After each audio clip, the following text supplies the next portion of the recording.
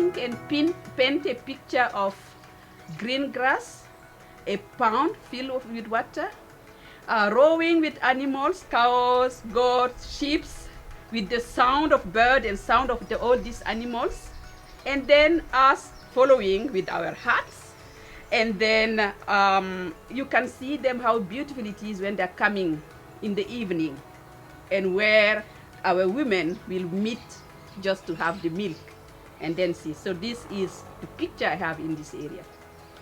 And for a woman in the Fulani land, you will say that you will measure their wealth with the number of the animals, but also how big the jewelry, the gold jewelry is, how big the silver is in the both hands, and that's it. The mantra here is, where there is a will, there will a way. Because growing, I had this privilege to be, as I told you, in the best schools, and I spent my whole life with like from the age of 11 up to age of 7 when I did high school in a boarding school managed by nuns. And they really, this was for me a very privileged times, because we were all only women in this boarding schools. At that time there was no mix, and they will really model you, mentor you to be not only a scientist, but also to see how you can be the best of yourself, being a woman, and to show you that your potential is where you want to take it up. So after this boarding school, I moved to a kind of high school. It was also what they call the Brotherhood for a Catholic setting. And there we were two girls in our class for almost 3 years before I went to university. And when I was at university, the first year was everyone, but after the second year, we were again two girls till the 4 years of 5 years of engineer degree. So at a certain point, you even forget that you are a girl, because you will go on the field, and I did a bachelor in geology. So this is typically what they call or label boys field. So when you are out on the ground there, you forget that you are even a lady. There is a challenge, there is a choice. Either you choose to be just like focus on your career, or you choose just to focus on, the choice is on the table. And the choice I wanted is, I want to be the scientist I am. I want to work, but I want a family. I want children. I want also to be a wife for a husband, a man who will not like regret that I married a science. So I had really to find what is the balance for me.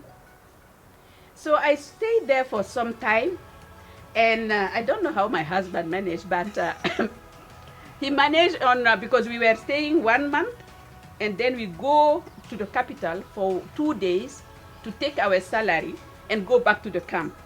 So when you come, you say what is missing in the house, you buy everything, you put the menu for the what could be cook for the everything.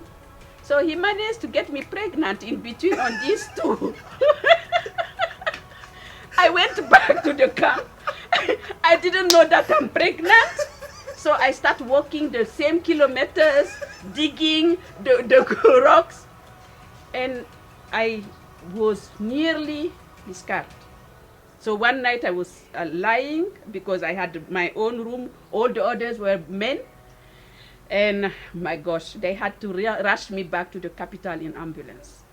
So I say, okay, and they say, you cannot walk. I had at that time a motorbike, these motors, you cannot ride it, you cannot walk, otherwise you will lose your baby.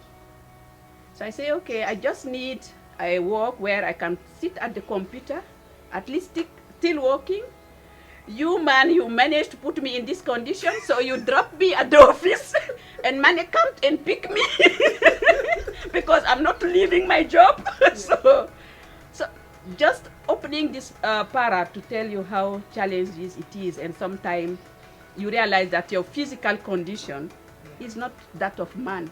That is true. They are not carrying 9 months. That is true. They don't have the issue of miscarriage or not.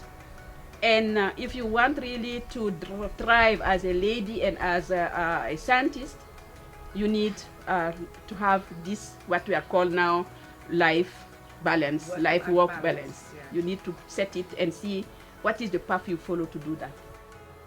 Before the UN, as I told you, doing project management and political setting and advocacy, I had the chance to be exposed to every corner, like from the decision makers, people, even to practitioners, to a community level, because the 2 big international NGOs I work for are very horizontal, and it's really help you in the morning, for example, to be with the fishermen, talk with them, advise them, get even advice from them, because they know what they are doing. They are living in this environment, and in the evening have the privilege to have a dinner with the minister, where you can really try to translate this to that.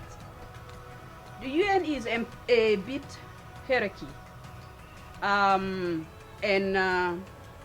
it's really hard to strive if you don't have like the skills is there, because you are sometimes hired because of your skills, but to know how to navigate, you have to have a good network. You have to not work harder, but at least know how to put yourself visible, as it's called. So it hasn't been easier for me. I think it's sometimes due to culture, because our culture also tells you don't be proud, don't over talk about you, and you think that by doing your work and being always having expected accomplishment, expected result on your e-pass, that promotion or opportunity will just happen. It's not the case. So yeah, I don't want to dive deeply in this issue, but just saying that the issues is there. First, because sometimes you are a woman of color, you are coming from a country which is labeled poor and are not donating or giving money, so you are not a funding country, and you are a woman. And sometimes a woman, you have to do twice or 3 times what a man can do to really get your ladder up. The Sahel is a magical word. It can be a magical word meaning opportunities, meaning plenty of resources, meaning really capable and brave and courageous men and women in this region. Or the narrative can be how you can take it. This Sahel is where you have conflict, is where you have drought, is where you have lack of food security, water scarcity. So you have both sides of the same coin. For me, the Sahel is an opportunity. The Sahel I knew, the Sahel where I'm born, the Sahel who really gave me everything and make me who I am, is a Sahel of opportunity, is a Sahel of where you can find everything, and particularly you will find a women and men who are capable of really delivering, who are courageous. It's where when you go back to the history, we'll find the big empires from east to west, and these empires didn't wait for anyone to come and give them the setting of rules. We do had laws, we had policies, we had technology on how to produce and how to feed this community. There was order, and they was really thriving. So this is the narrative we need to bring back, because I think my people has forgotten where they're coming from, and how they were proud, and how they was wonderful, and how they was providing. Just take Kankan Musa, who really was so rich that he could really go to Mecca and distribute wealth on his way to his pilgrim. So now, this history, we need you and me and all people coming from Sahel, or all the friends of Sahel, to bring this up and make it known, because it's not known. And the narrative we have on conflict, on water scarcity, on food scarcity, on drought, I think solutions are there. Scientific has proven us that you can cultivate everything in the Sahel. For water scarcity, we have the resources to reuse, even reusing wastewater. This is the field I was doing for 9 years for UNEP. But also to teach and take from our traditional knowledge, because we knew how to harvest our things and keep our food from this harvest period to another harvest period. The conflict, I think the Sahel was can also be labeled like a forgotten that's investment when it came to some aids. We say, oh, we are helping the Sahel, but sometimes the resources, they just stayed in the capital or surrounding. And these people want to get the infrastructure, road infrastructure, sanitary infrastructure, schoolings. And if we invest in these people, on the knowledge, on the education, because education is key here. Even if I say that my people doesn't like to go to school, I have seen some, and I like the fact, like I'm comparing in Mongolia, for example, where the schools are mobile and they're following the nomadic people so that they can get the knowledge. And it's not the knowledge of the school going from A till you get a degree at university, but a practical way which they can really use to live in this region. So this is what I see for the Sahel. What I will be doing is also like working on the Sahel. It's why I'm so happy to for this opportunity to go back to the region I knew, to the region I grew up, and give back and see how I can contribute to changing this narrative.